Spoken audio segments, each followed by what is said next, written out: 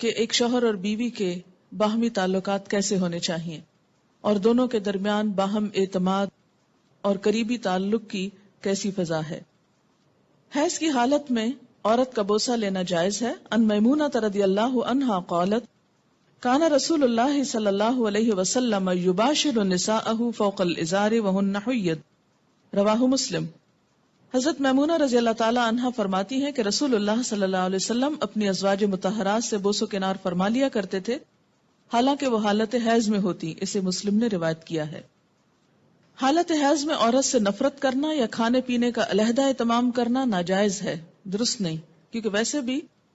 اس حالت میں hormonal change کی وجہ سے عورت کے اندر سٹیبلٹی نہیں ہوتی، بسا اوقات چھوٹی چھوٹی بات پر ناگواری اور دل چھوٹا کرنا اور آنسو بہانا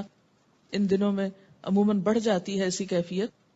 تو اس میں اگر اس کو بالکل ہی ایک طرف پھینک دیا جائے تو اس سے ازدواجی تعلقات جو ہیں وہ متاثر ہو سکتے ہیں۔ یعنی اس حالت میں عورت صحت کی نسبت بیماری سے قریب تر ہوتی، اور جب بھی کوئی شخص بیماری کی حالت میں یا بیماری سے قریب تر ہو تو وہ زیادہ کیئر، اٹینشن اور محبت کا طلبگار ہوتا ہے۔ اس لیے ان حالات میں عورت سے بالکل بے نیاز ہو جانا، بے پرواہ ہو جانا، اس سے کوئی تعلق نہ رکھنا، یہ اسلام کی تعلیمات اور اسپرٹ کے خلاف ہے۔ حائضہ سے صحبت کرنا منع ہے، یعنی انٹر کورس منع ہے۔ ان انس رضی اللہ عنہ ان الیہود کانوا اذا حاضت المرأة فیہم لم یآکلوها ولم یجامعوہن فی البیوت فسأل اصحاب النبی صلی اللہ علیہ وسلم فانزل اللہ عز وجل ویسألونک عن المحیض قل هو اذن فاعتزلوا النساء فی المحیض الى آخر الآیہ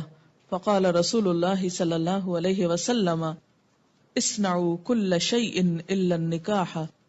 رواہ مسلم۔ حضرت انس رضی اللہ تعالی عنہ سے روایت ہے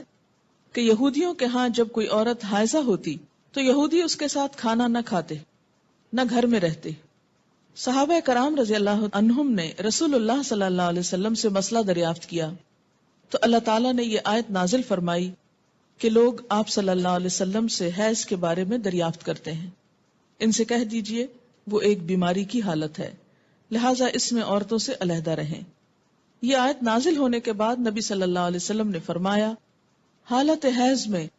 صحبت کے علاوہ معمول کے سارے تعلقات قائم رکھو، اسے مسلم نے روایت کیا ہے۔